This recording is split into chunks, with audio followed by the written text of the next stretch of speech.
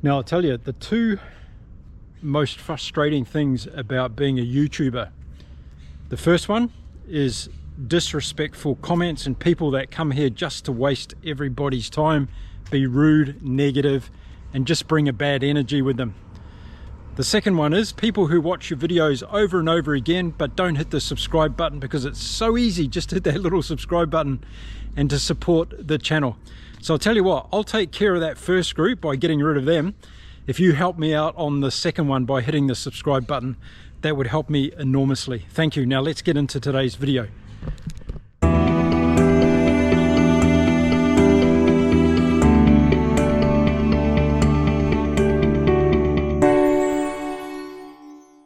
G'day and welcome to Inside Rugby with Mark. It's great to have you all here. We've got a bunch of new subscribers to the channel in the last week. It's been absolutely fantastic. Our global rugby community is growing all across the world. We have new fans coming in from Ireland. We have plenty from South Africa and New Zealand, of course, Australia, lots in Fiji and the Pacific Islands. So bulla to all of you in Fiji. It's fantastic to have you here, and I just want to keep growing this channel. Now, if you haven't been here for so long, I want to tell you what I'm all about. My name is Mark. I'm a retired Kiwi bloke who loves rugby to death, and I'm living here in beautiful Cancun in Mexico. And the only reason I started this YouTube channel is because I want to play a small role in helping the great game of rugby grow across the world. So you can help me on that, and during this video I'm going to put up 5 ways in which you can help me out to help this beautiful game of ours. Now, there is another game being played in the Rugby Championship this weekend, and many of us might have forgotten about that, but it is Argentina against Australia, and it's being played in La Plata, just outside of Buenos Aires.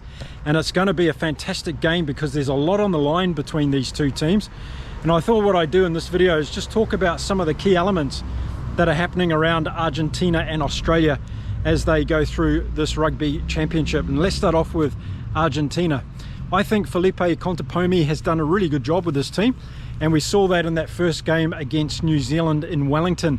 And I think, you know, a lot of people have been saying, well, you know, the All Blacks were useless and they were messy and they made a lot of mistakes.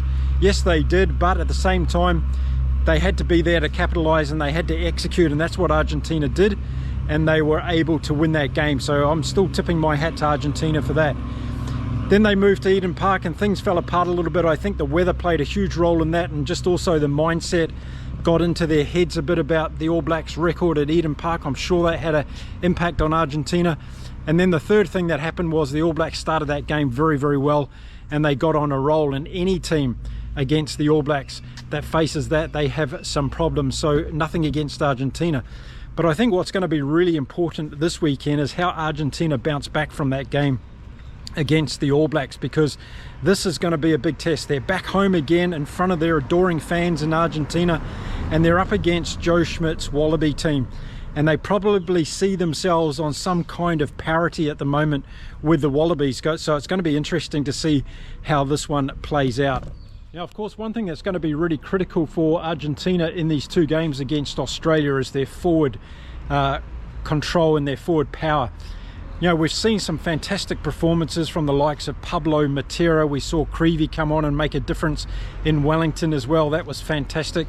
But it's going to be the rest of the Argentinian pack that really need to stand up. I like Martin Gonzalez. I think he's a great number 8. He's been playing really, really well. He fell off in that second game like most of the Argentinian Los Pumas did. So I think their forwards need to go better against Australia, and that's going to give their backs a lot of opportunity. Santiago Carreras, he's a man that's really pivotal for this Argentina team at number 10, and I think if he gets good service from Bertrano at number 9, I think this Argentinian backline can make some inroads to the Australian defence. But again, it's all going to come down, I think, to the Argentinian forwards and how they play in this game. So I think we need to see the loosies play really well for Argentina, so the likes of Marcos Crema, Martin Gonzalez, and of course Pablo Matera. And if these guys are able to get in there and win the breakdowns, contest at speed and execute well, then it's going to give Argentina some opportunity through good quality ball. And I think that's going to be the key to this game for Argentina. In their backline outside Carreras, we've got, of course, Choco Barris, and we've got Cinti. Those guys are playing really well, but they need to get good service from Santiago Carreras. And then on the wings, we've seen really good work by Morini and also by Mateo Carreras. And he's able to score tries if he gets good ball. Mali at fullback's been sound without being brilliant. But Argentina's got the team there. I just feel as though they're that team that hasn't made up their mind if they want to be in the top 5 of World Rugby yet. And I'm sure that Felipe Contepomei is really focusing on making that a mission. Yeah, let's have a look at the Wallabies and let's talk about Joe Schmidt.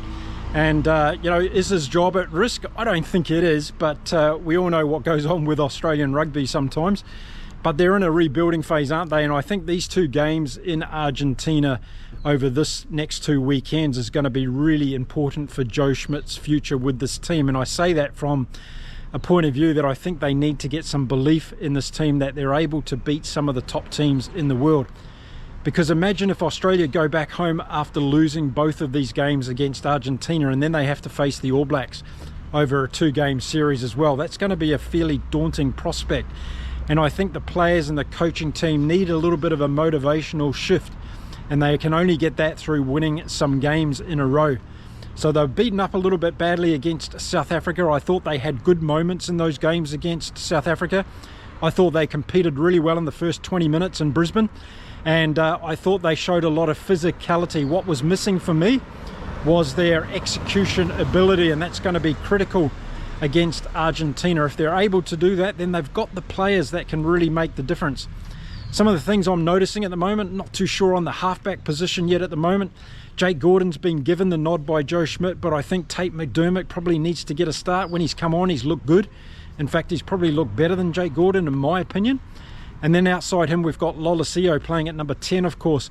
And he runs a little bit hot and cold sometimes, so he needs to bring more consistency to his game. And I think that's going to help the players outside of him like Pasami and Fluke, if we get to see Fluke play. And also the wingers as well, and the fact of Delgado and Callaway. And I'm really liking Tom Wright at fullback for the Aussies. I think he's a weapon that they can really use. But once again, it's the forwards that need to make the impression. And we've seen good play from the likes of Nick Frost's been going well so far. Rob Valentini also puts up a good game. They're definitely missing Fraser McWright in this Wallaby team, and that's one of the players I think that is really having his absence being missed in this team. Now, the uncontestable scrum situation in Perth was not a good thing for Australia, and I think they'll be wanting to get back to showing what they can do in the scrums in Argentina, and that's going to fall on the likes of Alan Alawatoa, Taniela Tupou, and the likes of Nick Frost, Rob Valentini, and Wright also at number 8. Australia's got some good forwards. They haven't really gelled yet and shown us how good this team can actually be. And I think if they get a really good win under their belt where they get a lot of confidence, and I think that can turn this Wallaby team around. And I think that's all that Joe Schmidt's looking for at this stage. As he keeps saying, we want to build this team step by step. Well, it needs to go forward after that series against South Africa. And the way they do that is to go to Argentina and win at least one of these games.